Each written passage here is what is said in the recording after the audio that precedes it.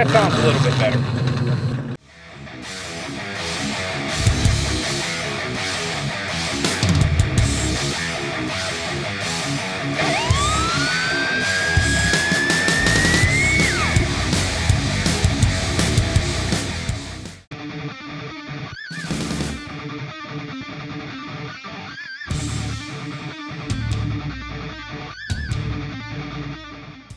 Hey, welcome back to the channel, you guys.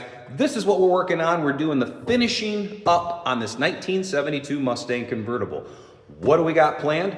This thing was originally equipped with a 351 Cleveland 2V. What does that mean in Chevy terms? This has a 2-barrel intake on it. Well, I'm sorry, had a 2-barrel intake on it. We're gonna put some bolt-ons on this thing. We're gonna free up some horsepower, probably a good 40 to 60 more horsepower, and we don't have to crack the motor open to actually do it. So we got some nice, fun bolt-ons that are not only gonna add some horsepower, but you're gonna be able to do a little bit of ha-ha-ha here in it. And that little back tire back there, hopefully we'll be able to get that thing to turn and burn and do some smoky burnouts. So now we can see the difference of a 2V 351 Cleveland compared to a 4V, like what this intake manifold is. Look at the size of these ports. Huge, absolutely huge. Somebody was trying to do the right thing, but they failed. Now, Edelbrock came out with a specific 2V intake. This is going to work so much better in the name of horsepower. Putting a 4V intake manifold on it is just bad news bears, and it's going to run into a bunch of problems. Fuel atomization, turbulence with the air, things like that. You're not doing any favors putting this intake manifold on a 2V setup. What was the improvements Edelbrock did on an intake manifold that was 55 plus years? Can you notice it? Intake runners, that's right. Notice how this big monster almost looks like a water pump, this big clump. There is no velocity that is going to be inside here. Notice now, I don't like the straight turn that we have here, this 90-degree turn, but regardless, this is a huge improvement over this. How and why? Velocity. That is how. We are now creating velocity in that intake manifold. You have a motor that makes 177 horsepower at 4,000 RPM. That's not spinning much. So we have to create velocity for that down low RPM. Besides the intake ports, that is number one. For you guys that think I'm gonna throw a 4V intake manifold onto my 2V 2-barrel setup and it's just gonna, oh, I'm gonna make like, you know, I'll go from 177 or 175 horse to 200. No, you're not. You're actually gonna lose power because of the intake runner is so much larger. That's number one. Don't do this. Buy an Edelbrock, buy a Speedmaster, I don't care. This right here, now what's the benefit? We're creating velocity. Yes, we're getting a 4-barrel, but we're creating that velocity now to be able to, compared to this one, make more torque, make more power. If this was even the correct port size, this is still gonna make more power because of how I showed you that intake runner is. How much more? I would say you probably see maybe 10 to 15 more horsepower and probably around at least 15 more foot-pounds of torque through the entire range of the motor. That is a big, big difference. Also, the weight, and yes, I got my scale set up. We are gonna weigh this turkey. As you can see, we are all zeroed out, ready to rock and roll. All right, we're gonna start with this big ass heavy cast iron intake manifold. There we go.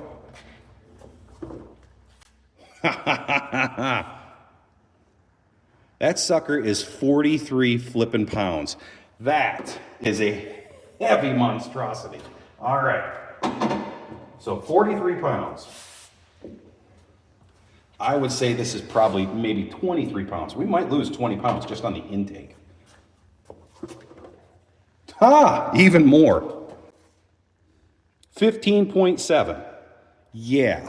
So when you're talking damn near 28 pounds for this, guys, that's huge. That's freaking huge. Well, that's all good, but how good is it gonna be if it's sitting here? Let's go throw it on the car.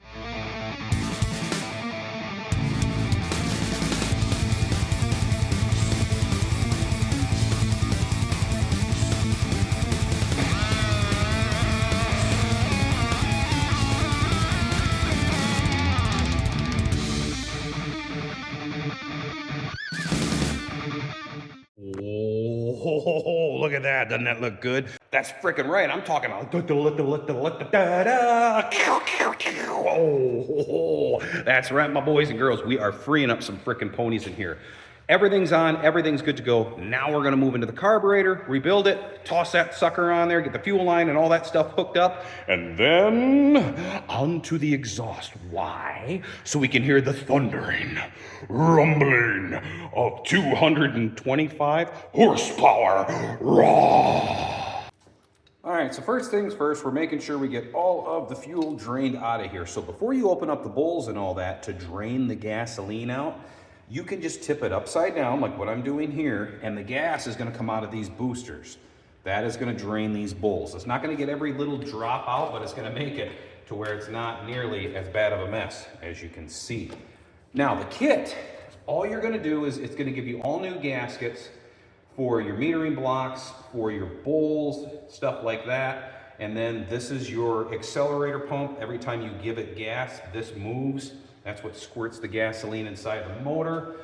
It's gonna give you new seals for your fuel setup here, for your needle and seat. Matter of fact, it even comes with a new needle and seat. It's really basic and straightforward, you guys. It's not that bad.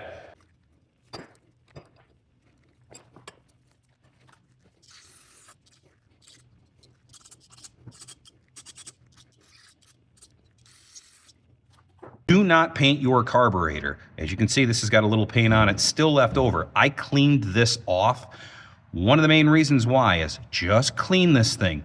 Don't paint your damn carburetor. A little bit of this paint can come off, and so many times I've seen people paint the inside of the carburetor as well. You see these little air bleeds that are right here? You get paint inside there, you are gonna have a bad freaking day, guaranteed. Think about it, that paint goes inside a little air orifice that tells how much fuel needs to be into something. If you all of a sudden clog it up, what's gonna happen? The carburetor isn't gonna run too good. That's the problem you're gonna freaking have. So, don't paint your carburetors. And if you don't understand air bleeds, idle mixture screws, accelerator pumps and all that, then you really do not paint your carburetor. But even then, I still don't paint my carburetors because I did when I was like 16, 17, and I ran into that freaking problem. So, another tip for you guys is, after you silicone the intake, let it sit, okay? What'll happen is that silicone will be on there, that China rail that I told you about, okay. Well, that stuff's still kind of like creamy, like buttery, like Pillsbury, right? Well, what we don't want to have is it gets sucked in, and next thing you know, you just sucked your freaking gaskets in. Now you have this huge leak. It's spitting and pissing oil and ass and everything else all over your beautiful engine that you just got done doing. And guess what? Oh, guess what? You get to take the freaking intake back off and go through the whole process again. Why? Because you were too impatient and you didn't let the silicone set up. So, let it set up. We have to do the exhaust now, which will give us plenty of time. I normally wait a day. Give it a full day to cure, okay? Now, top side's done. We're going underneath the car. Hopefully, there's no gremlins underneath there that are gonna take our tools or anything like that. And we're gonna put new headers on. We're gonna put a 2.5-inch exhaust system on. We're gonna put some Black Widows on. And we're gonna release the freaking ponies out of the gates. Because why? That's right, we're freeing up some horsepower. Let's go. Make some noise! We're gonna get the headers on, the exhaust on, everything ready to rock and roll. But first, I wanna see the difference between those stock exhaust manifolds and the new Hedman headers that we got for this thing. So let's take a little wander over here and let's get the scale all set up and let's see what kind of weight difference. We already know that intake is, what was it, 28 pounds, something like that. Let's see what else we're gonna gain here. So headers are weighing in at a whopping 9.5 pounds. That ain't bad, 9.5 pounds. So now let's see how much one of those freaking tank of an exhaust manifold's weigh. All right. We got, oh, okay. It's not as much as I thought. 12.9. So that's really not that bad. I mean, it's saving a little bit of weight. So in total, we're probably saving just between the intake manifold and the headers. I mean, top of my head, we're well over 30 pounds. guys, it's not that bad. That's 30 pounds savings. It's pretty damn good. What am I doing right here before I put the headers on the car? I'm gonna cut right across here, right there, and right there. Why the heck would you do that? Better sealing. Make sense? Now we're, instead of one big flat plate, now they're individually gonna seal up. If this is warped, this one might seal, this one might seal, that one won't, that one might. Or this one's too far in, then these won't seal. So what I do is I cut them, and then they're gonna seal up against those Velcro gaskets a little bit better. So if you ever fight header gasket problems, first and foremost, did you cut them? If you didn't, well, get yourself a grinder or a Sawzall and start chopping. Okay, you guys got to see this one. Apparently, whoever owned this thing before my guy bought this car used their GPS to bend up transmission lines. Because what do I mean? I got the driver's side one in. I'm working on putting the passenger side one in right now. Look at this. Look at this transmission line. All you would have had to do is go and keep going straight forward, right through the hole where the transmission line is. Did you do it to miss the starter? Well, guess what? You're gonna miss the starter still going straight through here. There's an obstruction in the road. Take a right. Oh, go straight forward. Take a left. Oh, go back around. Go straight forward. That is ridiculous. Can't even get the header in the damn car. It just clunk, clunk, clunk, and oh. So I gotta make 2 new transmission lines to be able to get this header in. This is just, oh my God. And boom, headers are in, there we go. And there is our new transmission lines. Dump, dump, dump, dump, dump, dump, dump, dump, dump. Why you didn't do that in the beginning, I don't know. But you know what I wanna do? I gotta hear this thing open headered. Open headered. Maybe. Let's give it a little pump of gas here. There we go. Okay, now let's release the ponies. If I can find the key. There we go. Woo.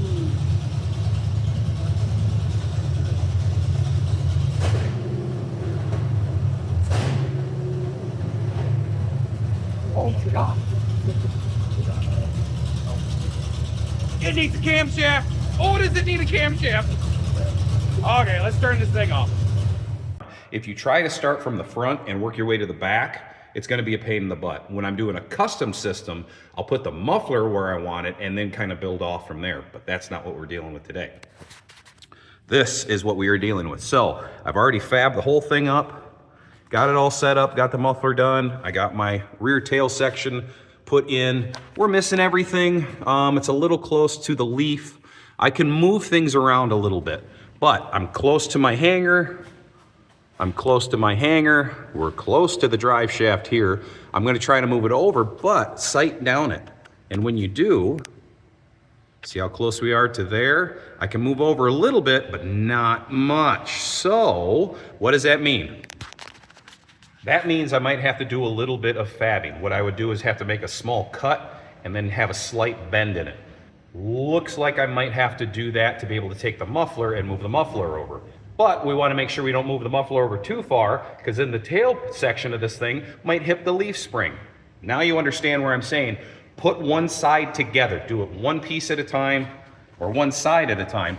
And then at that point, you're going to be able to find all those little areas that you have to make your cuts. You have to make some bends. You have to, make it fit perfect. Also up front here, you can see where I'm going to have to take some out of this and out of this, because once I roll this up and I'm hitting the floor right there, I'm a full pipe width off, plus I'm that far off. So this piece has to come out.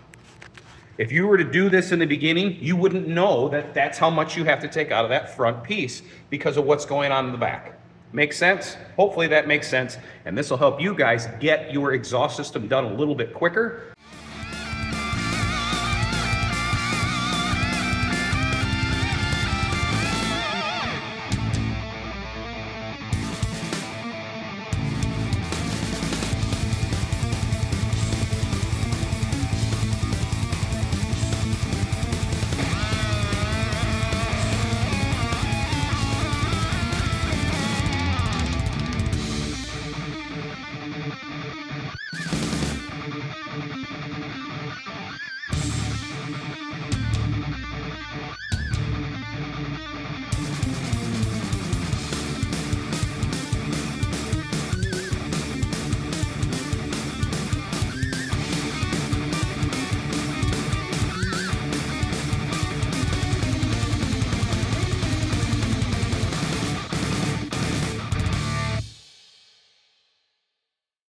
there is our done, finished mandrel bent 2.5-inch exhaust on a 72 Mustang convertible.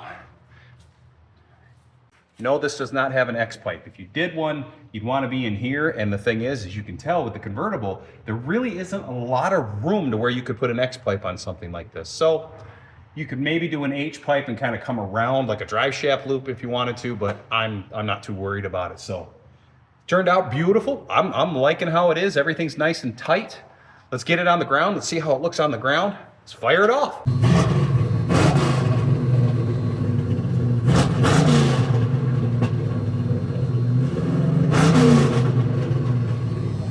Yeah, that sounds a little better. What about here? Yeah, she needs cam, but it doesn't sound too bad. Has that old-fashioned rub to it, but it doesn't sound too bad. I tell you what, let's go for a ride around the block. Who knows? Maybe we'll take a ride over to the barn. It's all of about 3-4 miles away. Starts right up, no problem. That sounds nastier, but some people like the noise, some people don't.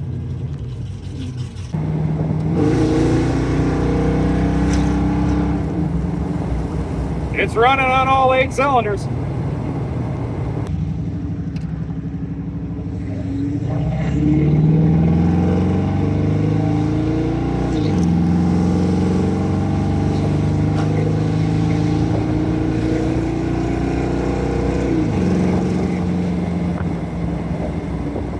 That was not floored. Yeah, that runs on all 8. That's not running bad. I gotta turn that friggin' idle down. Because right now, I mean, I'm not even on the gas. You can see how fast the scenery's going. Yeah, that idle's a little too high. Hello.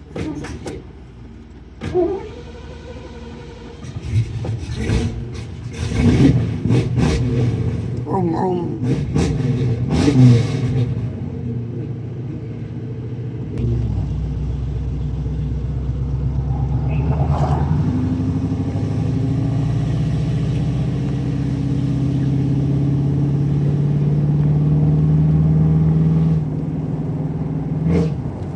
What, no power shifting? It's an automatic. Oh, okay. He bought it as a project, but it just wouldn't run and drive. And he's like, you know, I bought the thing, and now he's like, I've never been able to drive the damn thing.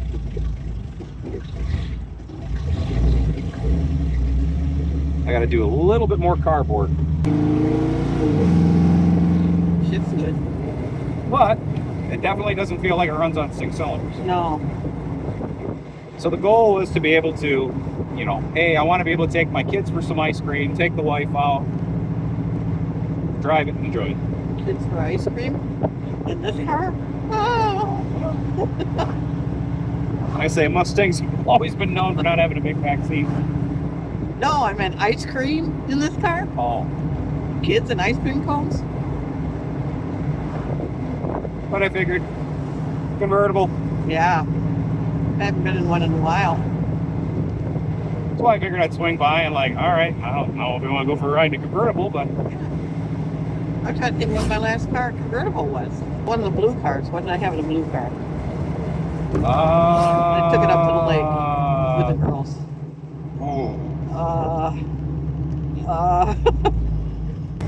Oh, I remember the convertible Chevelle you had. No, it was blue. That was blue. It was like a like an 05 or an 08. I'm going to say it wasn't your PT Cruiser. Yep. That wasn't a convertible, it was a hardtop. I had two blue ones. One was convertible and one wasn't. I remember you having one. No, I had both. I think I only had it this summer. The girls loved it though. Gosh, and Taylor. You don't remember that thing. Oh. Or you want to go farther down? Keep going. Okay. I think the gas gauge works. I put like 4 or 5 gallons of gas in it, so we should be okay. No hands, no hands. roller coaster around the hill. Ooh, you get the big roller coaster. You get the spiders in the stomach. You get those butterflies in your tummy. This reminds me of like a Camaro dash. That's what I was thinking. I think, oh, it needs a rosewood wheel. It needs.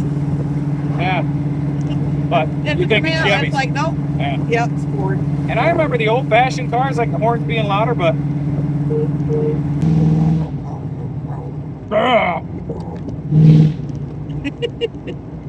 Is it mother approved?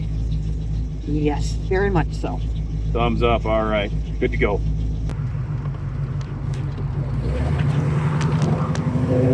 Oh, man. I can tell right away.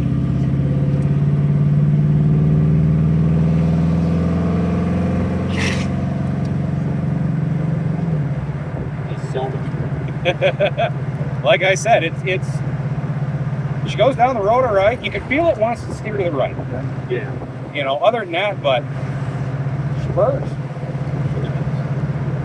Now hopefully that's not too loud. I figured that was decent.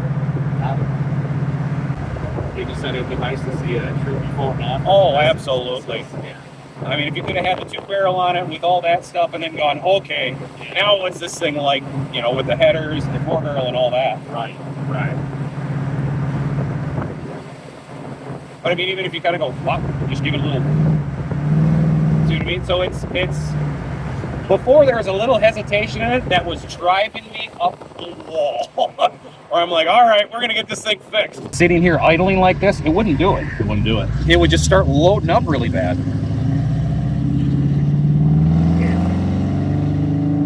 It runs like it should. Yeah, but exactly. You know, I mean, it's exactly what you expect it to run like. It's like it runs like it should. Right.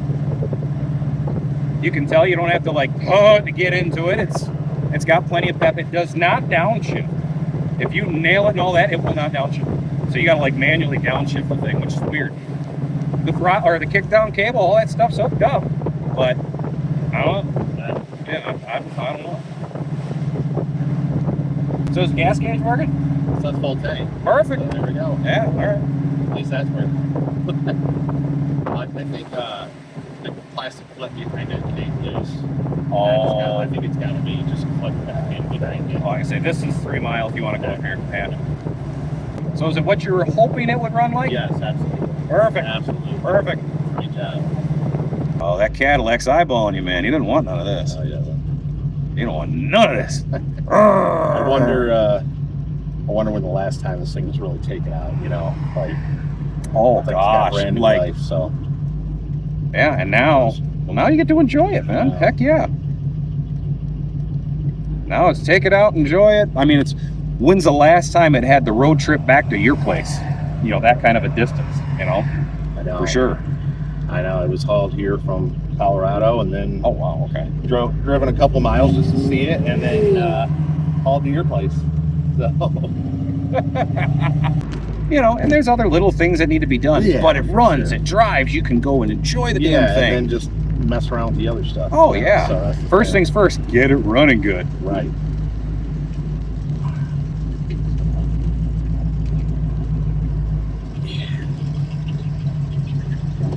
Oh, that was fun. Perfect. That was fun. Appreciate it, man. Absolutely, absolutely. So, I hope you guys enjoyed it. He definitely enjoyed it. He's got a long trip home. Yep. But, yeah, hope you guys dig this one. Till we meet again, my friends, make sure you hit that share, that like, that subscribe, and we'll see you in the next one. Woo!